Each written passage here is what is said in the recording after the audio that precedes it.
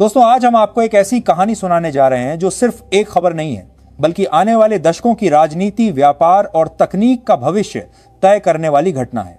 ये वो कहानी है जिसमें अमेरिका और भारत, दो बड़े लोकतांत्रिक देशों के बीच ऐसा टकराव हुआ है जो अब सिर्फ कूटनीतिक या आर्थिक नहीं, बल्कि डिजिटल युद्ध का रूप ले रहा है। यह वह कहानी है जिसमें एक तरफ है अमेरिका का दशकों पुराना डिजिटल साम्राज्य जो गूगल, फेसबुक, व्हाट्सएप और इंस्टाग्राम जैसे दिग्गजों के जरिए पूरी दुनिया पर राज करता आया है, और दूसरी तरफ है नया भारत जो अब किसी के दबाव में झुकने को तैयार नहीं, बल्कि अपने डिजिटल अस्तित्व के लिए एक निर्णायक लड़ाई लड़ने के लिए मैदान में उतर चुका है। दोस्तों, वीडियो में आगे बढ़ने से पहले मेरी आपसे एक अपील है। अभी तक आपने हमारे नए चैनल को सब्सक्राइब नहीं किया तो अभी सब्सक्राइब कर लें और वीडियो को अंत तक जरूर देखिए। शुरुआत होती है कुछ महीने पहले, जब अमेरिका ने अचानक भारत पर भारी भरकम टैरिफ लगाने का फैसला किया। यह सिर्फ एक आर्थिक कदम नहीं था, बल्कि एक दबाव बनाने की कोशिश थी। एक ऐसी चाल जिसमें अमेरिका को लगता था कि भारत उसकी शर्तें मान लेगा, अपना बाजार और खोल देगा और अपने डिजिटल दरवाजे अमेरिकी कंपनियों के लिए और आसान बना देगा। लेकिन दोस्तों, यह 1990 का भारत नहीं है, यह 2025 का नया भारत है जिसने यह साफ कर दिया है कि वह किसी भी कीमत पर अपनी संप्रभुता, चाहे वह भौगोलिक हो, आर्थिक हो या डिजिटल, से समझौता नहीं करेगा। अमेरिका को यह उम्मीद भी नहीं थी कि भारत का जवाब इतना तेज और इतना अप्रत्याशित होगा। बिना किसी बड़े ऐलान, बिना किसी संकेत और बिना किसी लीक के भारत ने अचानक अपना खुद का स्वदेशी सर्च इंजन लॉन्च कर दिया। लेकिन ध्यान रहे, यह कोई साधारण सर्च इंजन नहीं था, यह था भारत का डिजिटल ब्रह्मास्त्र, ऐसा हथियार जो न केवल अमेरिकी कंपनियों के एकाधिकार को तोड़ेगा, बल्कि भारत के नागरिकों के डाटा को हमेशा के लिए देश की सीमाओं के भीतर सुरक्षित रखेगा। यह वह प्लेटफॉर्म था जो शुरुआत से ही दर्जनों देशों में लॉन्च किया गया। यानी भारत ने शुरुआत से ही यह स्पष्ट कर दिया कि उसका इरादा केवल घरेलू स्तर पर सीमित रहने का नहीं है, बल्कि वैश्विक स्तर पर अमेरिका को सीधी चुनौती देने का है। इस सर्च इंजन की सबसे बड़ी खासियत यह है कि इसमें 100% डाटा भारत के भीतर ही सुरक्षित रहेगा।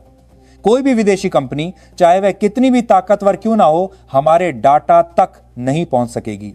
इसका मतलब है अब ना जासूसी होगी, ना सेंसरशिप और न ही हमारे डाटा का आर्थिक शोषण। पिछले कई दशकों से अमेरिकी कंपनियां हमारे डाटा को अपने सर्वरों पर भेजती थीं, जहां उसका विश्लेषण करके हमें प्रोडक्ट और सर्विस बेचे जाते थे और अरबों डॉलर का मुनाफा कमाया जाता था। लेकिन अब यह रास्ता बंद होने जा रहा है। जैसे ही इस सर्च इंजन का नाम सामने आया, पूरी दुनिया में हलचल मच गई। वैश्विक टेक जगत और मीडिया हाउस इस खबर को ब्रेकिंग के रूप में चला रहे थे।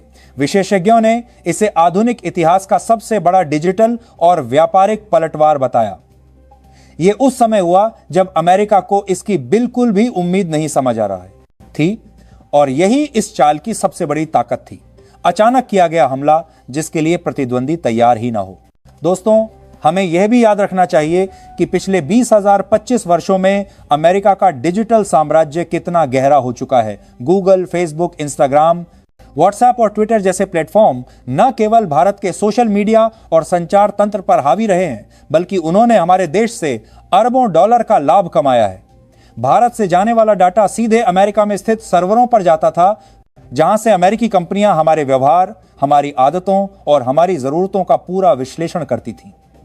यह डाटा उनके लिए सोने की खान था, क्योंकि इसके आधार पर वे हमें वही चीजें बेचते थे जिनकी हमें जरूरत होती थी, और हम अनजाने में उनके मुनाफे को बढ़ाते रहते थे। लेकिन अब भारत ने साफ कह दिया है, यह खेल खत्म। इस बार बदलाव आधा अधूरा नहीं होगा, बल्कि व्यापक और गहरा होगा। सूत्रों के मुताबिक यह स्वदेशी सर्च इंजन अत्याधुनिक कृत्रिम बुद्धिमत्ता यानी ए पर आधारित है। यह हमारी भाषा, हमारी संस्कृति और हमारे व्यवहार को समझते हुए न केवल सटीक जानकारी देगा, बल्कि यह भी सुनिश्चित करेगा कि हमारा डाटा देश के भीतर ही संग्रहित और संसाधित हो। भारत ने इसके लिए एक विशाल सर्वर नेटवर्क तैयार कर लिया है, जिसे आने वाले महीनों में और विस्तारित किया जाएगा। इस सर्च इंजन को देश की सभी प्रमुख भाषाओं में उपलब्ध कराया जाएगा ताकि देश के हर कोने में रहने वाला व्यक्ति, चाहे वह किसी गांव में हो या शहर में, इंटरनेट का पूरा लाभ उठा सके। यही नहीं, भारत इसे सिर्फ अपने देश तक सीमित नहीं रखेगा, बल्कि इसे अंतर्राष्ट्रीय स्तर पर भी पेश करेगा। शुरुआती चरण में ही दर्जनों देशों में इसे लॉन्च करने की योजना है। इसका मतलब है कि भारत न केवल अपने डिजिटल बाजार की रक्षा कर रहा है, बल्कि वैश्विक स्तर पर अमेरिकी कंपनियों के दबदबे को चुनौती दे रहा है। कई विशेषज्ञ इसे चीन के मॉडल से तुलना कर रहे हैं, क्योंकि चीन ने भी अमेरिकी डिजिटल प्लेटफॉर्म्स को बैन कर अपने विकल्प तैयार किए थे।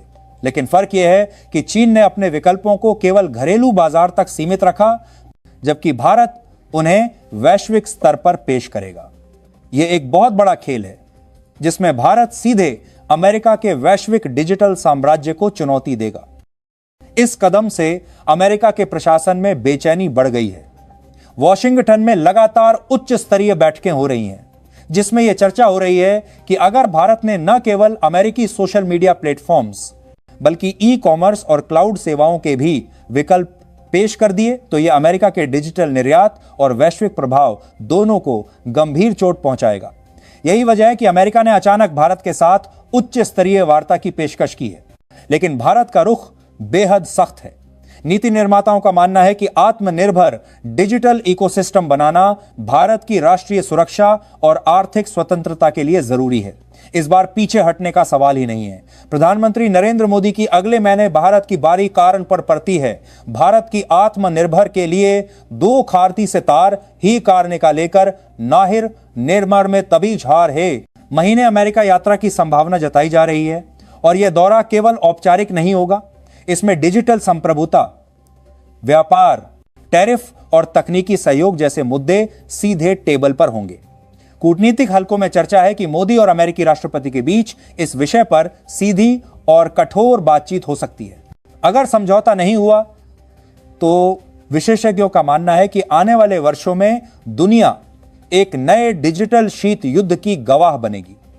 एक तरफ होगा अमेरिका और उसके सहयोगी देश, और दूसरी तरफ होगा भारत और वह समूह जो डिजिटल संप्रभुता के सिद्धांत पर विश्वास करता है। भारत का यह कदम यूरोप, एशिया और अफ्रीका के कई देशों के लिए मिसाल बन सकता है। अगर भारत उन्हें अपने प्लेटफॉर्म का विकल्प देता है तो वे अमेरिकी प्लेटफॉर्म्स छोड़ने में देर नहीं करेंगे, जिससे भारत का डिजिटल प्रभाव क्षेत्र तेजी से बढ़ेगा। अमेरिका की बड़ी टेक कंपनियों में हड़कंप मच चुका है। शेयर बाजार में उनके स्टॉक्स में गिरावट देखी जा रही है। निवेशक बेचैन हैं और रणनीतिक सलाहकार परेशान हैं। अगर भारत जैसे विशाल बाजार से उनका दबदबा खत्म हो गया तो इसे कैसे संभाला जाएगा? याद रखिए दोस्तों, आज के समय में डाटा तेल और सोने से भी ज्यादा कीमती है। जिसे डाटा पर नियंत्रण है, वही भविष्य की राजनीति और अर्थव्यवस्था में निर्णायक भूमिका निभाता है। कुछ अंतर्राष्ट्रीय मंचों पर भारत के इस कदम पर चर्चा शुरू हो चुकी है।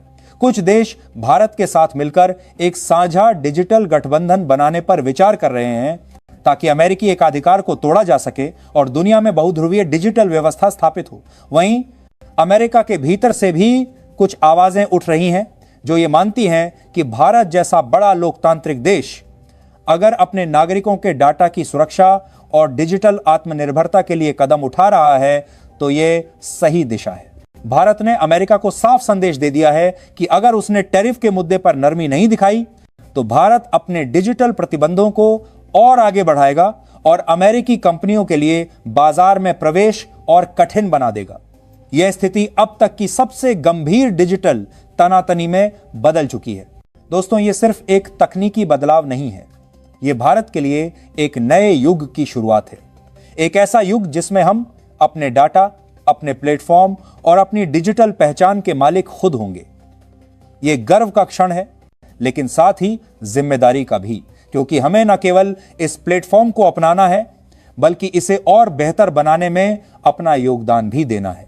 आने वाले दिनों में जब प्रधानमंत्री मोदी और अमेरिकी राष्ट्रपति आमने सामने बैठेंगे तो पूरी दुनिया की नजरें इस मुलाकात पर होंगी और हर कोई यही देखना चाहेगा कि क्या अमेरिका भारत की शर्तें मान लेता है या फिर यह टकराव और गहराता है। लेकिन एक बात तय है, भारत पीछे नहीं हटने वाला, क्योंकि यह सिर्फ सरकार का नहीं बल्कि 135 करोड़ भारतीयों का फैसला है।